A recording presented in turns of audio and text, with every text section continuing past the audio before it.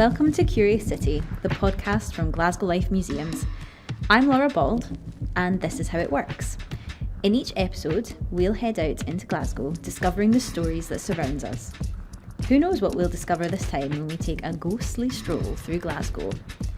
In this episode, we'll encounter myths, legends, forgotten rooms and dark attics, ghost stories and the spectre of Glaswegians past and present. Our guest this week to help us explore the ghostly side of the city is a Curious City regular, the journalist and the voice of Lost Glasgow, Norry Wilson. So welcome back to Curious City, Norry. Thanks for coming along and holding our hands as we embark through this spectral tour of the city. Thank you for having me. Now, before we start and head out exploring, Norry, can you tell us, what does the word ghost mean to you?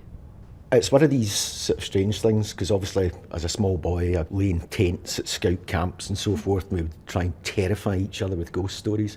Someone holds a torch beneath their chin, and then as you get older you get a bit more sort of pragmatic and you think, ghosts. But I definitely think, not so much in terms of ghosts, but in terms of spirits. And I think places embody spirit as much as ghosts would. And there's certainly many places in Glasgow where I feel not the presence of ghosts, but the presence of history and the presence of people who have been there before. Almost sort of spectral visions passing by you. I've looked at too many old photographs.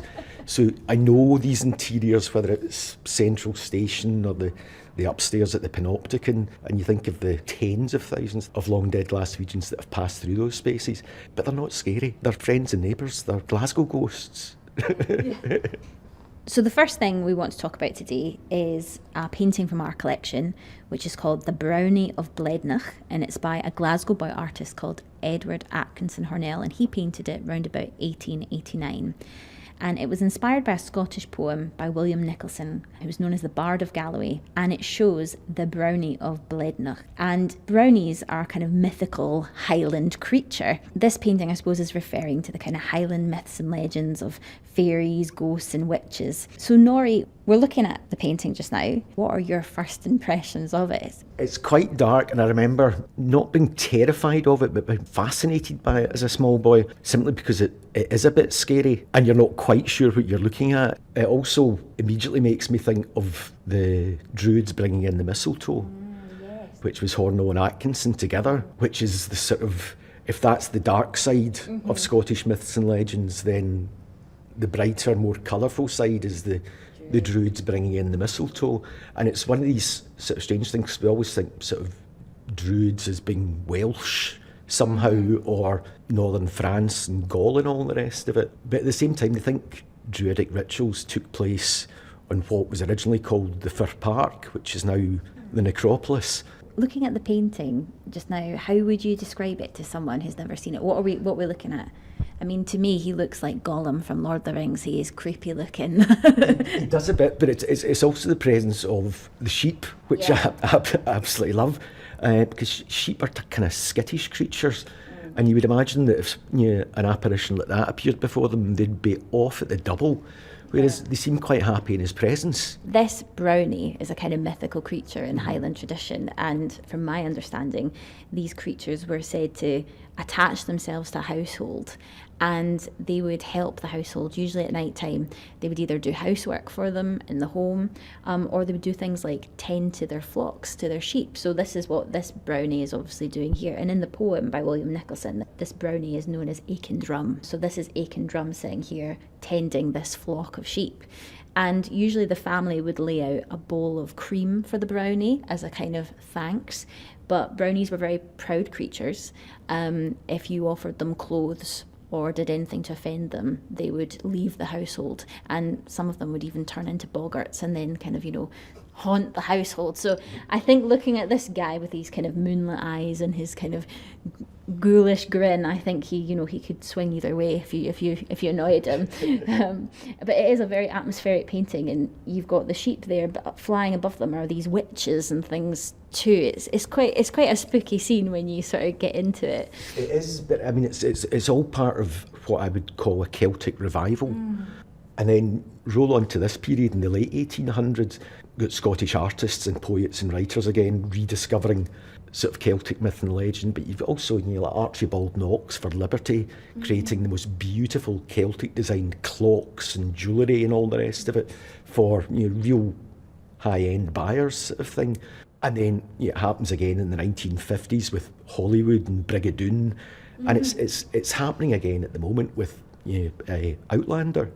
All of a sudden, there's this whole generation of people all over the world, all of a sudden fascinated with one period in Scottish history.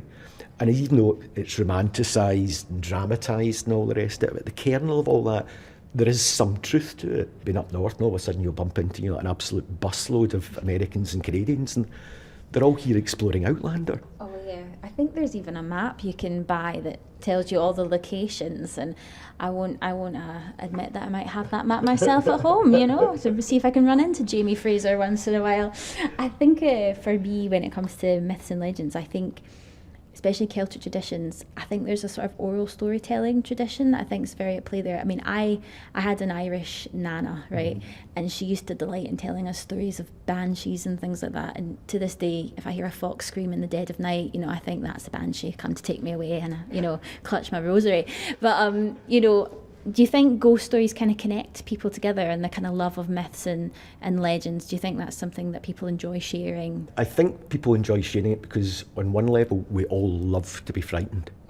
It's almost a sort of uniting sort of feature, and we all love to get a proper flag when somebody reveals the end and shouts boo or whatever, and we all go, oh God, and then we all fall about laughing, of course, because we're relieved that it's not true.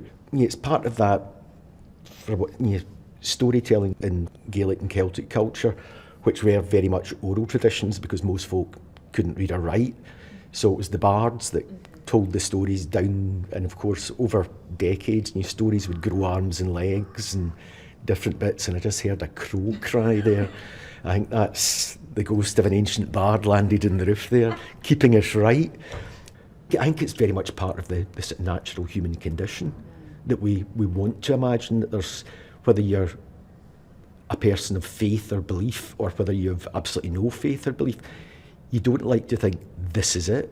You like to think there's something before and something after, and perhaps even something present that runs parallel that you only sometimes get to touch or pass through the veil and just catch a glimpse of, that makes you stop and think, hang on, I'm not the first one here. And we won't be the last either, No, that's true. No. Right, so we will now leave the brownie tending to his flocks for a while.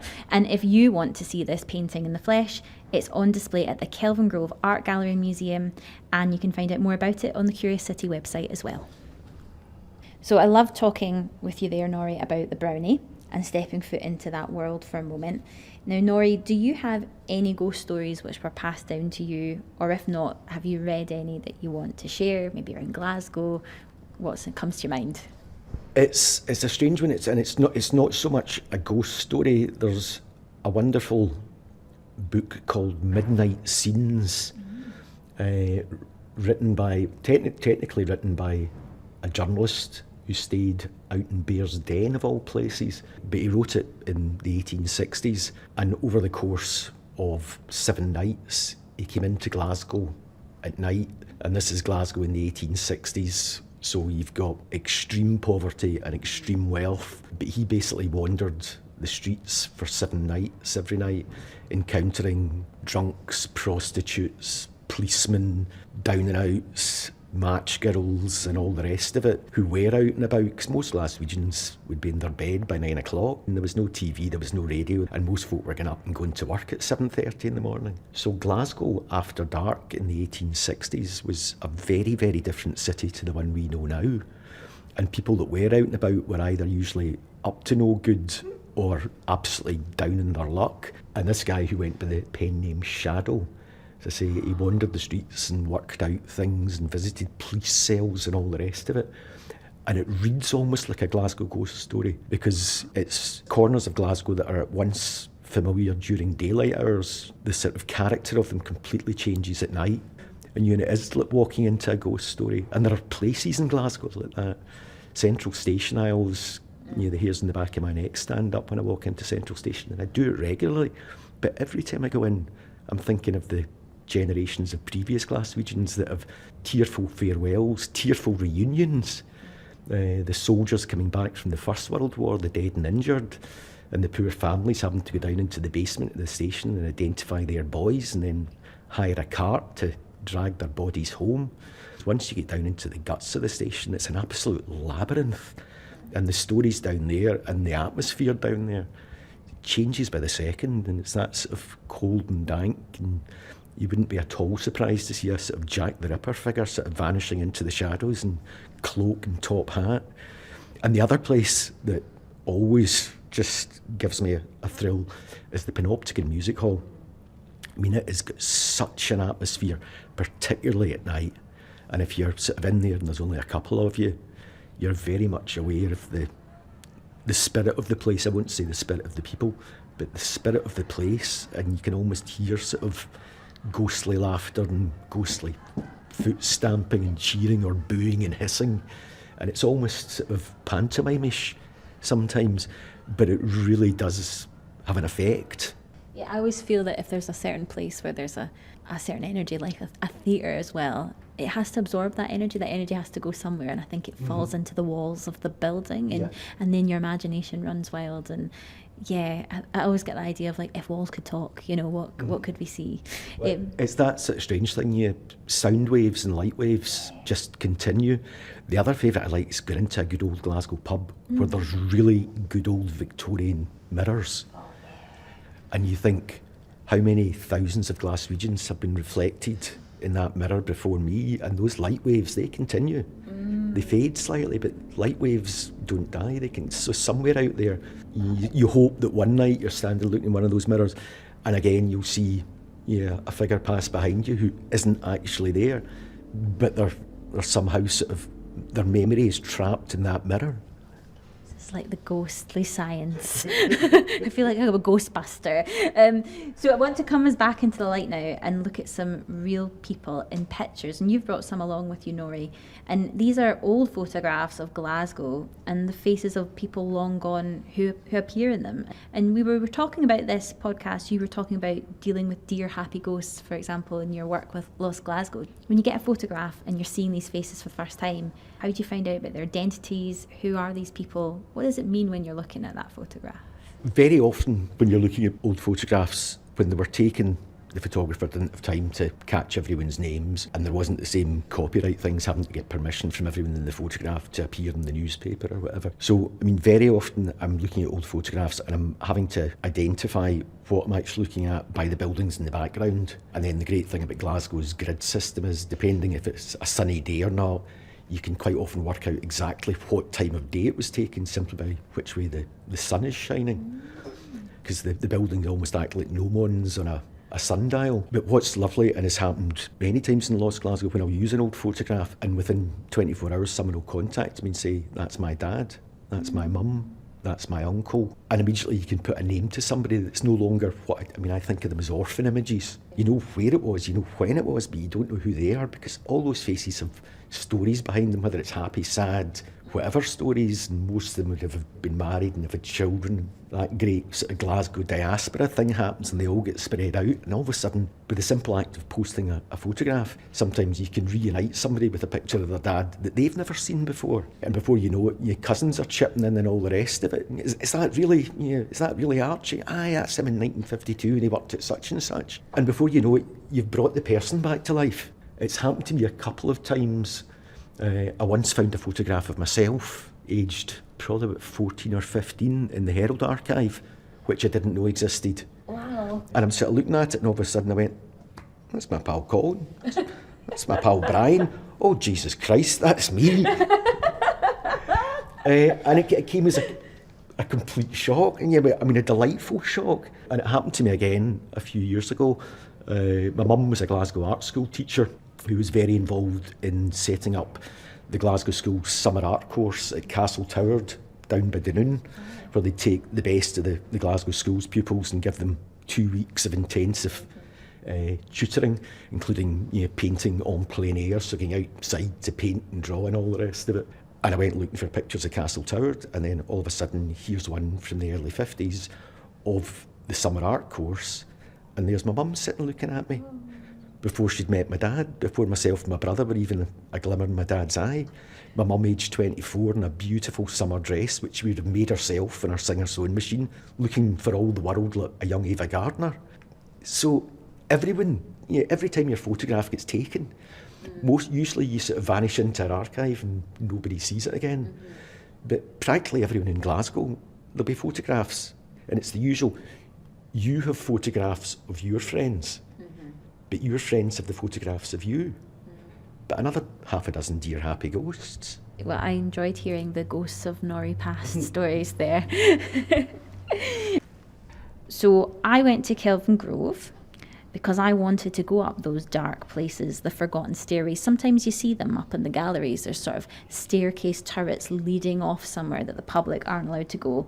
And I wanted to see what was up there, opened the door to what was on the other side. And this is what happened next. Have you heard of the spiral stair spirit of Kelvingrove? Some staff believe there is the spirit of an old woman wearing a red coat, residing in a spiral staircase leading to the turrets, inaccessible to the public. They tell the story that in the 90s, one of their colleagues worked late after the museum was closed to the public. He was finishing up for the evening and went to the staff area next to the spiral stairs to change out of his work clothes to go home. When he sat down to change his shoes, he noticed something out of the corner of his eye. He looked up towards the stairs to see the ghost of an old lady with grey hair in a red coat staring at him, slowly moving towards him. In a panic, the man leapt out of his seat and ran out the building, leaving his shoes behind. The building was thoroughly searched, but no trace of the woman could be found. The man was so frightened that he never returned to Kelvingrove and had to ask someone to retrieve his shoes.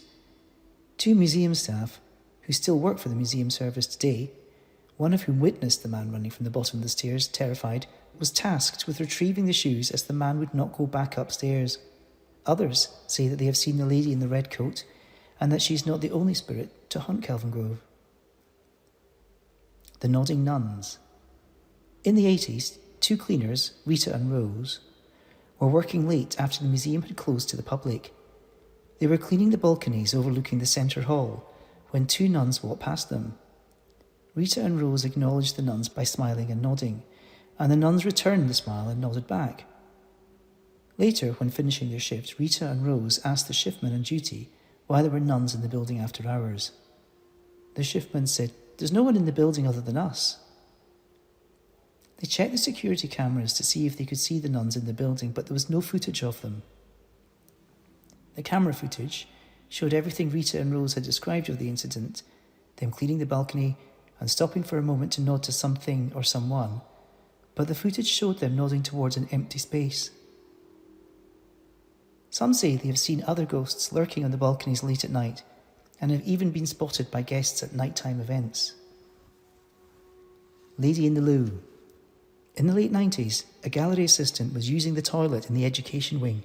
She came out of the cubicle and saw a lady standing at the sink facing the mirrors.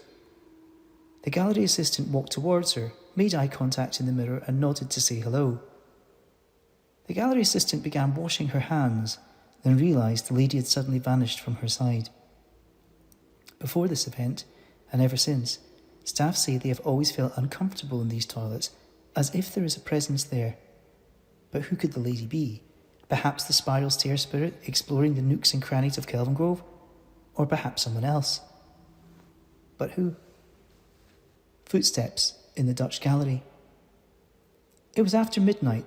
The museum had not long seen guests at an after-hours event depart, and all the staff had gone home for the night except for the lock-up staff.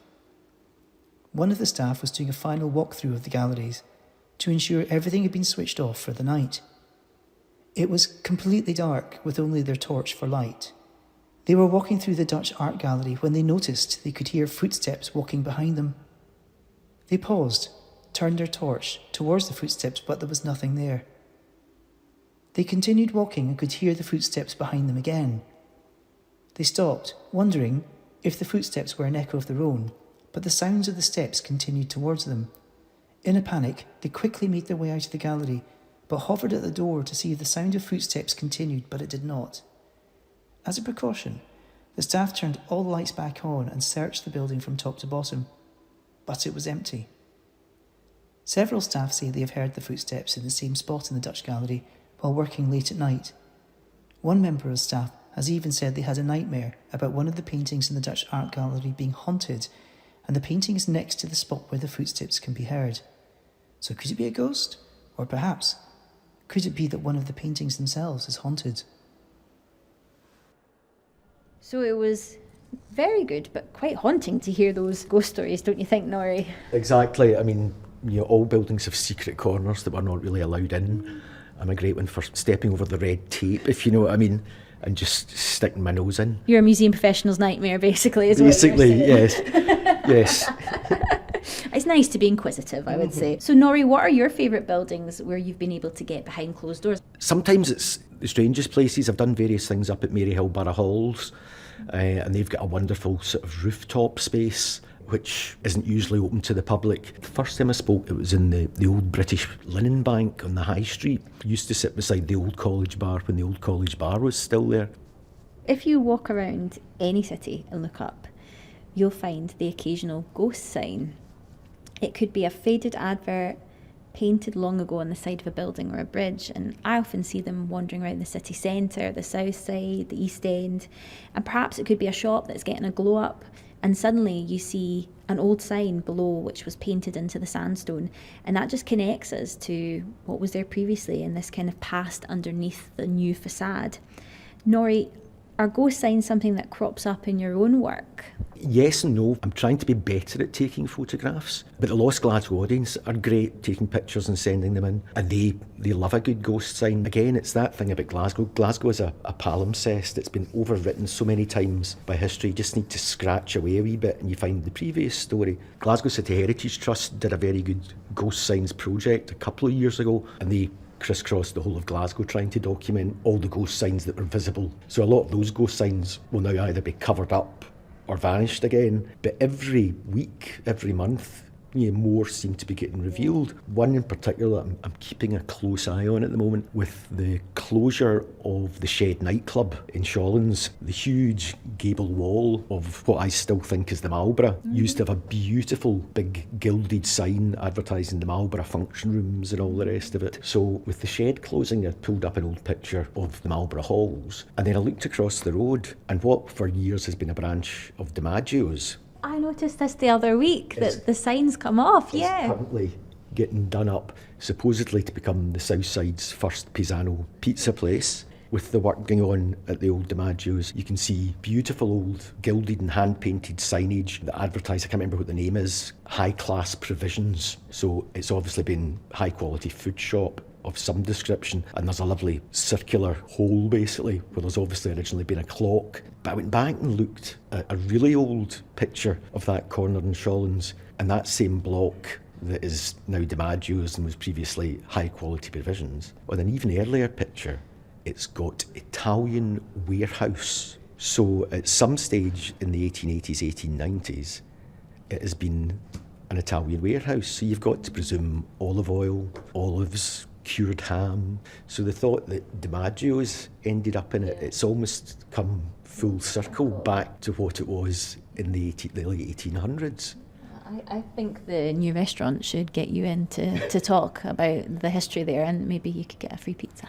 Well, you never know. Oh, Norry, it was absolutely fascinating to speak with you. Thank you so much for sharing all those quite, I think, happy ghost stories, actually. Yes, I always think as ghosts as being happy.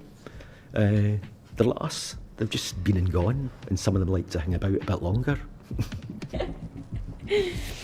That's it for this ghostly episode of Curious City. Huge thanks to Norry Wilson for being our curious guest and for his personal take on the dear happy ghosts of Glasgow. This week we talked about the Brownie of Blednoch, we revisited ghosts of Glasgow past through old historical photographs, we heard chilling ghost stories from Kelvingrove, and we discussed the numerous ghost signs that you can find all over the city shop fronts. See you next time on Curious City.